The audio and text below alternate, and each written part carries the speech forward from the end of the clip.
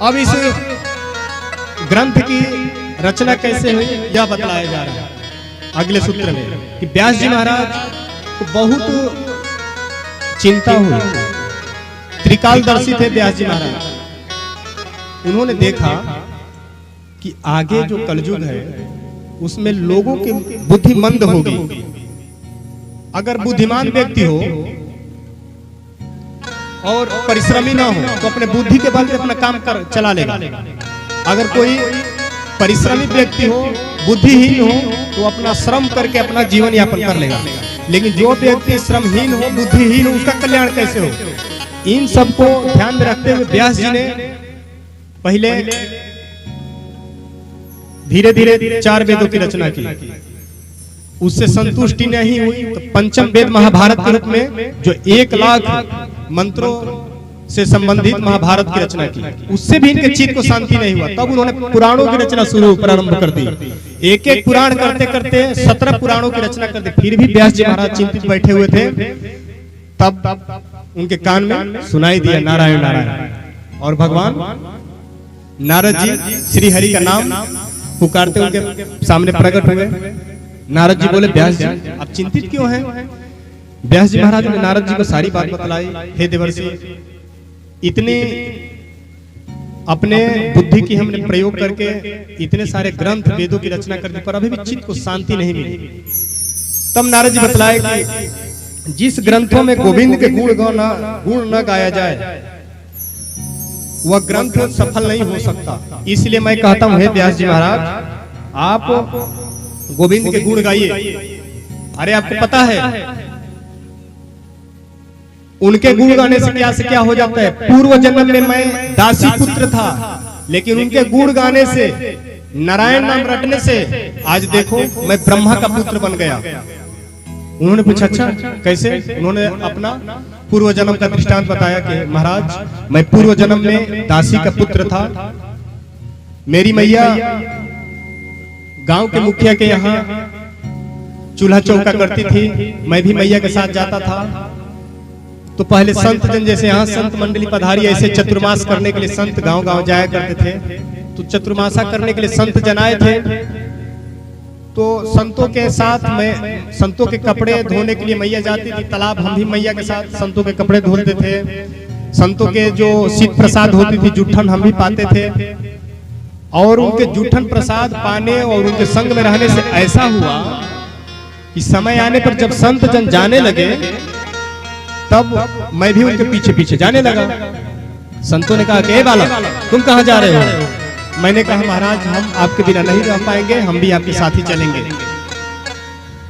तब संतों ने कहा कि नहीं बेटा, एक तो तेरा पिता नहीं, तेरी मैया तेरे सहारे रहती है, तुम मैया का अकेला ही पुत्र है। और तेरी मैया इतने दिनों तक हम लोग की सेवा की है। अगर हम लोग तेरे को लेकर चले जाएंगे तो तेरी मैया जीवन भर हम लोग को गाली देगी कि महाराज जी की हमने इतना सेवा करी है, महाराज जी हमारे बेटे को भगा के लेकर गए।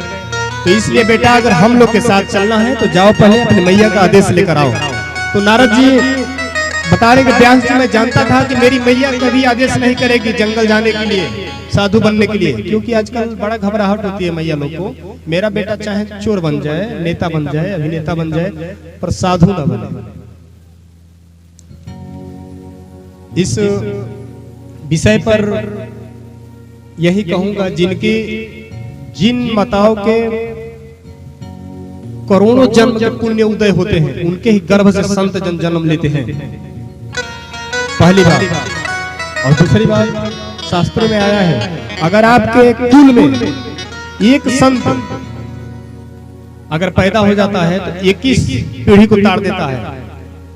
7 कुल भविष्य का, 7 कुल मातृ पक्ष यानी ननिहाल का, 7 कुल अपने पिता इत्यादि का।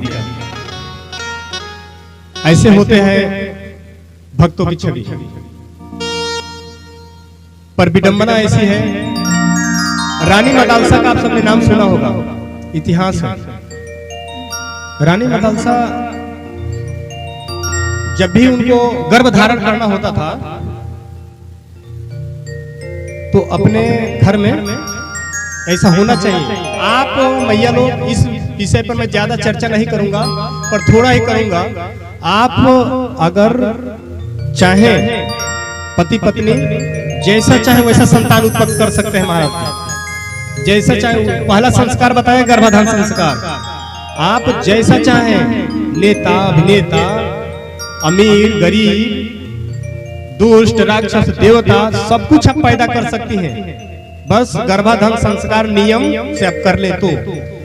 मदालसा क्या करती थी, जब उनको गर्भाधान संस्कार करने का मौका आता था तो अपने रूम में संतों की तस्वीरें लगा देती थी। सभी संतों की। हुआ यूं कि जितने बेटा उनके पैदा होते थे 5 वर्ष के बाद सीधे वन में भाग जाते थे। अब राजा को बड़ा चिंता है कि जितने बेटा पैदा होते हैं सब साधु बन जाते हैं। तब उन्होंने, राजा ने कहा, देवी सभी बच्चों को अब साधु बना रही है, अब मैं बुजुर्ग हो गया, राज्य पाट कौन संभालेगा। रानी बोली, तो अब क्या चाहते हैं। चाहता हूँ कि एक राजा पुत्र दे दो आप। ठीक है, दासियों से निवेदन की मदालसा, दासियों मेरे कमरे से जितने संतों की तस्वीरें हटाओ, राजा महाराजाओं की तस्वीर लाके लगाओ। महाराज राजा महाराजाओं की तस्वीर लाके लगाई गई। अगला गर्भधारण हुआ और राजा शासक मदालसा के गर्भ से जन्मे थे। तो ठीक इसी प्रकार नारद जी व्यास जी से बता रहे हैं कि महाराज मैं जानता था मेरी मैया कभी बाबा बनने का आदेश नहीं देगी। तो संतों ने कहा कि नारद जी जाओ, आप मैया का आदेश लेकर आओ, और नहीं तो मैया जब पधार जाएंगी, मर जाएंगी, तब आप आना और तब तक ये मंत्र ले लो, घर में भजन करते रहना। नारद जी चले गए। पर अब सोचे